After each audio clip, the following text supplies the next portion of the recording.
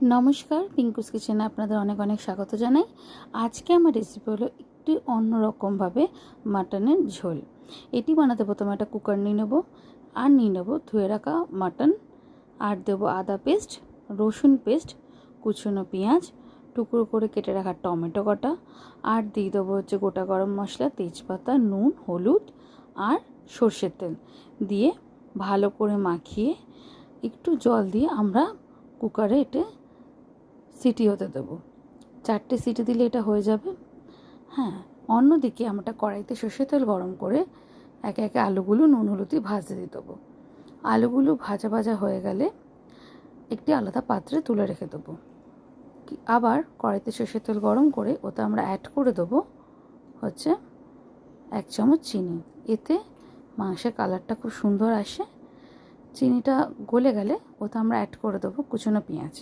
পেঁয়াজগুলো ভাজা ভাজা হয়ে গেলে ওতে আমরা অ্যাড করে দেবো আদা পেস্ট আর রসুন পেস্ট দিয়ে বেশ কিছুক্ষণ কষিয়ে নিতে হবে। আদা রসুনের গন্ধটা কেটে গেলে তখন ওতে আমরা অ্যাড করে দেবো হলুদ গুঁড়ো, জিরে গুঁড়ো, ধনে গুঁড়ো, কাশ্মীরি লঙ্কার গুঁড়ো আর নুন মিষ্টি দিয়ে মশলা কিছুক্ষণ কষিয়ে ওতে আমরা অ্যাড করে দেবো টুকরো করে কেটে রাখা টমেটোগুলো দিয়ে একটু নাড়িয়ে চাড়িয়ে আমরা কিছুক্ষণ চাপা দিয়ে রেখে দেবো গ্যাসের ফ্লেমটা কমিয়ে।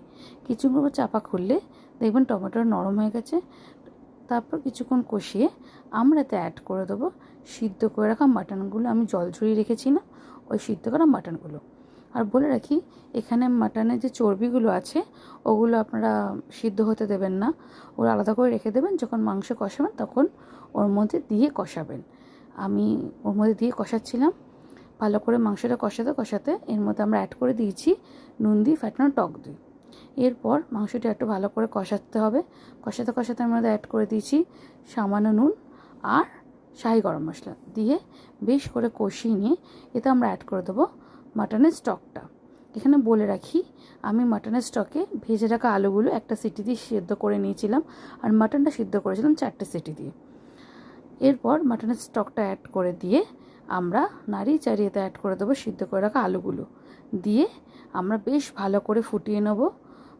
ফুটিয়ে নিয়ে আমরা ওপর দিয়ে ছড়িয়ে দেবো সামান্য শাহি গরম মশলা আর চেরা কাঁচা লঙ্কা দিয়ে নামিয়ে দিলেই রেডি আজকে আমাদের একটু অন্যরকম স্টাইলের মাটনের ঝোল। এখানে আমার কড়াইটা একদম ভর্তি হয়ে গেছিলো বলে আমি ডেচকিতে ঢেলে ফুটতে দিয়েছিলাম। এটি খেতে খুবই সুন্দর হয়, এটি ভাত রুটিতে খেতে ভালো লাগে। আমার রান্না যদি ভালো লাগে থাকে please like, follow, share and subscribe. ধন্যবাদ।